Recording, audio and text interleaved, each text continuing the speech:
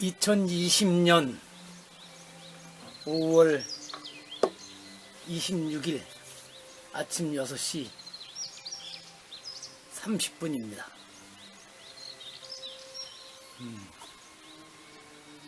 방어제 영상편지 52번째를 시작하겠습니다. 오늘은 중세시대 최고의 화가라고 할 수 있는 서양 레오나르도 다빈치가 한 말 중에 5가지 명언이 있답니다. 이것을 다운받아 놓은 게 있어서 그것을 먼저 얘기를 시작하겠습니다. 첫 번째, Simplicity is the ultimate sophistication. 단순하고 소박한 것이 가장 세련된 것이다. 두 번째, Learning never exhausts the mind. 아무리 배우고 배워도 기억력이 닳아 없어질 일은 없다. 그래서 제가 그러니 걱정 말고 공부를 이어가라 이렇게 했습니다. 세 번째, I love those who can smile in trouble. 나는 어려운 순간에서 웃을 줄 아는 사람을 사랑한다. 네 번째, Art is never finished, only abandoned. 예술에는 끝이 없다. 다만 포기하는 경우가 있을 뿐이다. 다섯 번째, As you cannot do what you want what you can do. 그대가 원하는 것을 할 수 없다면 그대가 할 수 있는 일을 원하라. 그러면 힘들어하거나 실망하지 않을 것이다.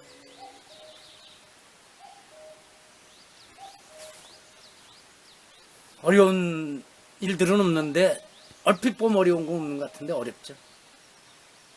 단순하고 소박한 것이 가장 세련된 것이라고 하는데 단순하고 소박하게 하기가 어렵습니다. 쉬운 일인데 어렵게 하고 있죠. 우리가.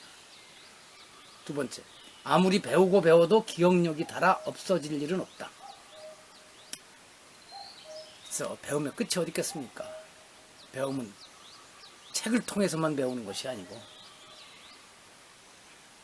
무슨 화엄경에서 세상 모든 것이 부처라고 했는데 세상 모든 것에서 배우지 않을 것이 어디 있겠습니까? 계속 배운다 해서 기억력이 닳아 없어지냐면 그렇지 않죠. 물론 축적되고 거기서 빠져나가고 하긴 하겠습니다. 자, 세 번째, 이게 아주 중요합니다. 나는 어려운 순간에도 웃을 줄 아는 사람을 사랑한다. 어렵지 않을 적에야 누구든지 웃을 수 있죠. 근데 어려운 일을 닥쳤는데도 웃을 줄 아는 사람. 제가 그 얘기를 여러 번 했습니다만 수십 번도 더 했을 거예요. 특히 2018년 초부터 떠나간 사람의 상황이 악화되면서 제가 자칫 잘못하면 자꾸만 왜 이렇게 힘든가, 또 그 아파서 고통을 겪는 사람을 보면서 나도 같이 힘들어지고 어떤 때는 자고 일어나면 짜증이 나기도 하고 이랬었는데 안 되겠다 싶어서 일부러 웃는 연습을 했습니다. 그래서 제가 미소 짓기 수행이라고 이름을 붙이고 전화기로 웃는 모습을 셀카를 일부러 계속 찍어서 페이스북이나 이 블로그에 공개를 하고, 그래서 저를 만나면 친구 중에도 아이고 양사는 계속 미소 짓기 수행을 해서 얼굴이 밝아 그러고 있는데 모두가 그럴 수 있는 건 아닐 것입니다. 그런데 애를 써야 됩니다. 어려울 적에도 웃어보려고. 하여튼 이 부분에 있어서는 제가 그래서 어려운 일을 겪어내고 주변 사람들이 실은 저를 걱정했었는데 주변 사람들도 마음을 놓게 하고 그랬습니다. 자, 네 번째, 예술에는 끝이 없다. 다만 포기하는 경우가 있을 뿐이다. 꼭 여기서 본인이 예술가니까 예술이라 그랬지만 그것뿐이겠습니까? 절에 좀 다니는 사람들이 좋아하는 수행도 마찬가지일 것이고 어떤 선행에도 끝이 없죠. 다만 포기하는 경우가 있는 것이고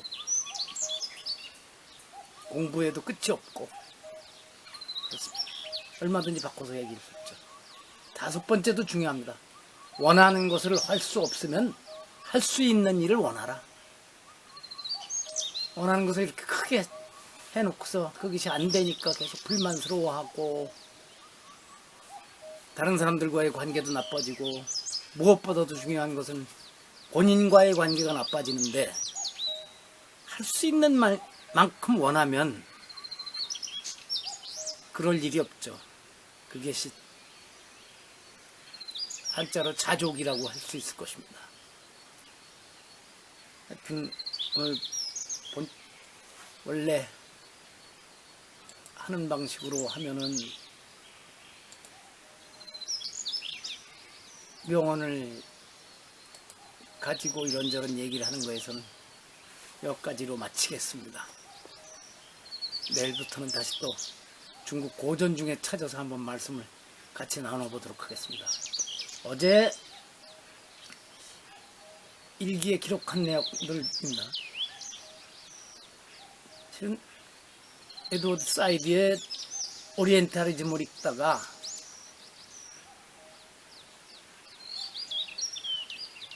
마르크스가 말했다는 이런 대목을 봤습니다.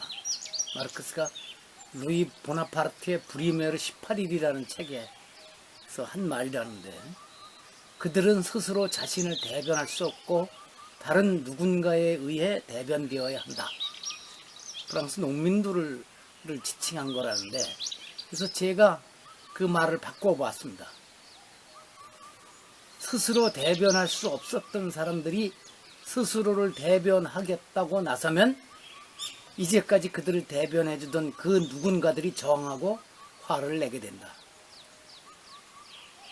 지금 5월 들어서 계속 터지고 있는 그 위안부 문제를 둘러싼 여러 가지 갈등과 분쟁 이런 것들을 보면서 아 그렇구나. 실은 위안부 할머니들이 스스로 자기를 처음에는 두려워서 어쩌면 또 창피하기도 해서 말을 못하고 그것을 또 조리 있게 말을 할 그런 능력도 안 되고 그러니까 스스로를 대변할 수 없었었는데 그때 그들을 도와줬던 사람들이 있죠. 그 누군가가 그들의 입장을 대변해주고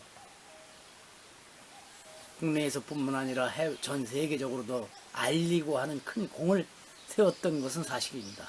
그런데 이제 스스로 대변할 수 없었던 그분들이 이게 아닌데 하고 자각하기 시작했고 그래서 우리가 나서서 우리 입장을 대변한다고 하니까 이제까지 대변해주던 그 누군가들이 깜짝 놀랐죠. 우리가 하자는 대로 계속 따라다닐 줄 알았는데 아니니까. 그래서 이제 화를 내게도 된 거고. 그래서 자기네 편들을 규합해서 계속 지지 성명을 만들어내고 이러고 있는데 글쎄요.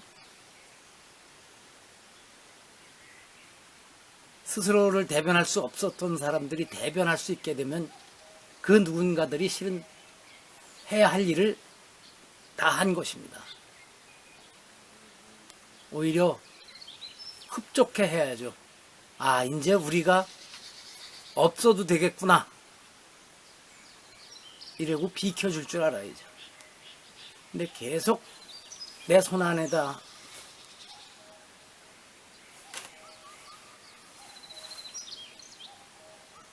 장악하고 있으려고 그러면 안 되죠.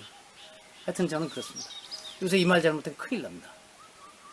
어제 가디언지에 나온 거 보니까 미국의 큰 도시죠. 시카고 인구의 30%가 흑인인데 이번 코로나 바이러스 사태로 죽은 사람의 60%가 흑인이랍니다. 그러니까 흑인의 사망률이 백인에 비해서 아주 높은 것이죠. 뭐 우리가 짐작할 수 있죠. 바이러스나 균이 부자와 가난한 사람을 가리고 공격하는 것은 아니지만 부자들이나 권력자들은 어쨌든 그것을 막을 수 있는 여러 가지 조치들을 할 수 있고, 공격을 받았다고 하더라도 치료를 받을 수 있는 기회와 더 많고, 특히 미국같이 의료비가 진짜 하늘 높은 줄 모르고 솟아있는 곳에서는 가난한 사람들은 혹시 이 바이러스의 침을 받아도 병원에 갈 엄두도 못 나는 그런 상황이니까 참 여기를 천국으로 여기는 사람들도 많은데 이제는 이번에 좀 바뀌지 않을까 싶습니다. 어제는 낮에 점심에 여주까지 가서 어친 친구하고 식사를 하고 돌아와서 오후 2시부터 1시간 동안 비지땀을 흘리면서 나무를 자르는 노동선을 했습니다. 어제는 시원했거든요. 근데도 그 1시간 작업했는데 땀이 그렇게 많이 났습니다. 그러니 한여름에 하루 종일 어떤 데는 뙤약 뱉어서 일을 하는 분들은 얼마나 힘이 들겠습니까? 저는 그냥 어쩌다 휴식 삼아서 하는 경우도 있는데 말입니다.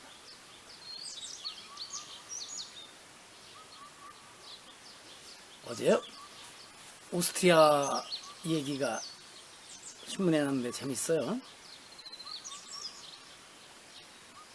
경찰관이 저녁에 도로를 순찰하다가 영업시간이 지낸 노천 카페에 안에 문은 닫혀 있는데 밖에 테이블에 앉아서 와인을 마시고 있는 남녀를 발견해서 영업시간 지냈다, 왜 이렇게 되면 벌금을 내야 된다 이러고, 근데 얼굴 보니까 많이 먹은 사람이다. 확인을 해보니 오스트리아 대통령 부부더랍니다.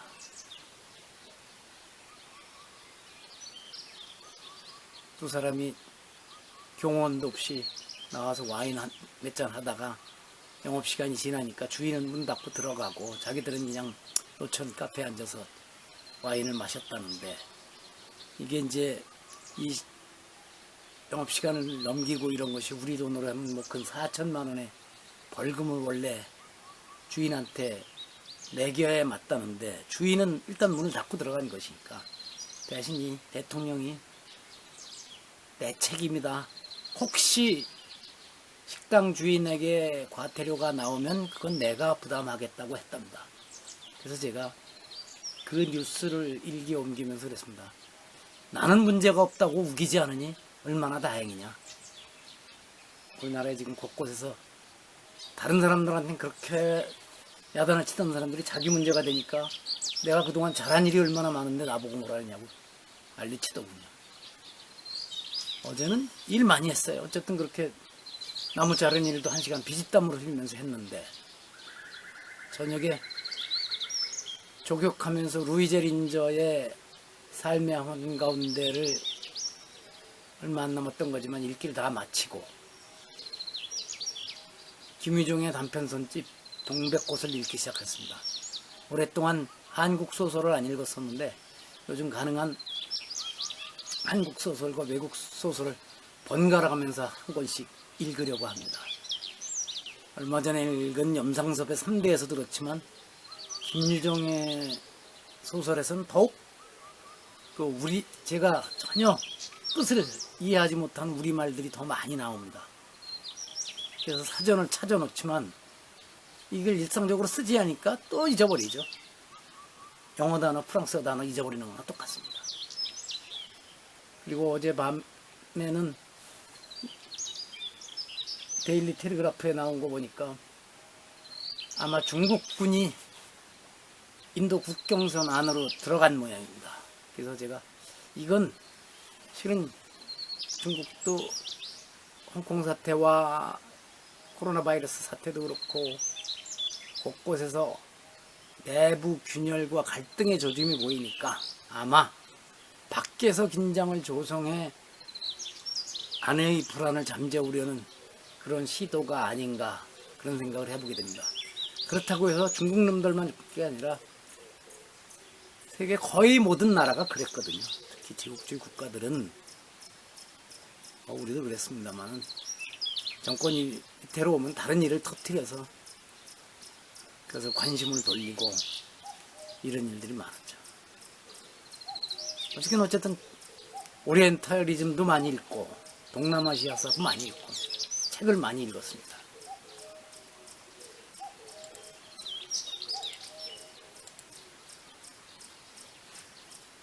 그런데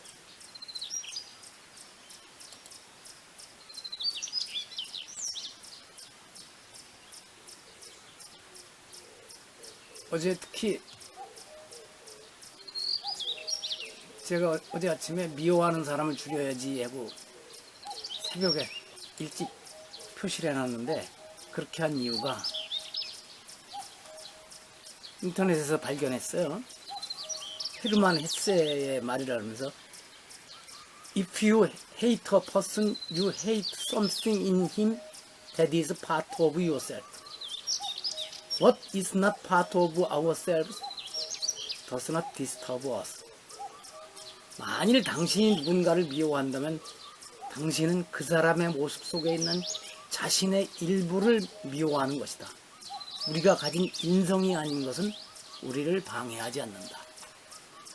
그래서 이게 무슨 소리지 하면서 제가 정말 공분해서 그러는 거 말고 개인적으로 미워하는 사람들 이렇게 떠올려 봤더니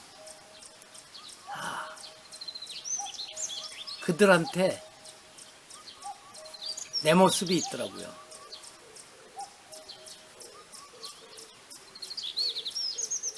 그러니까 내가 싫어하는 내 모습이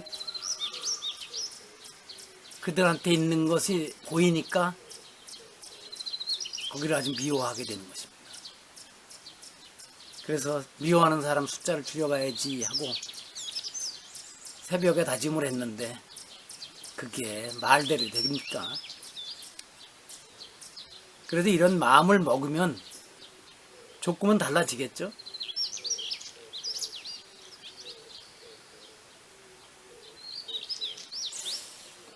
그러지 말아야지 하는데 하여튼 지난해 2019년은 그리고 올해 몇 달 동안도 그런 사람들이 여러 생겼어요.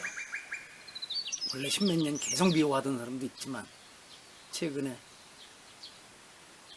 하여튼 나름대로 다 이유는 있습니다. 왜 미워하게 됐는지. 그래도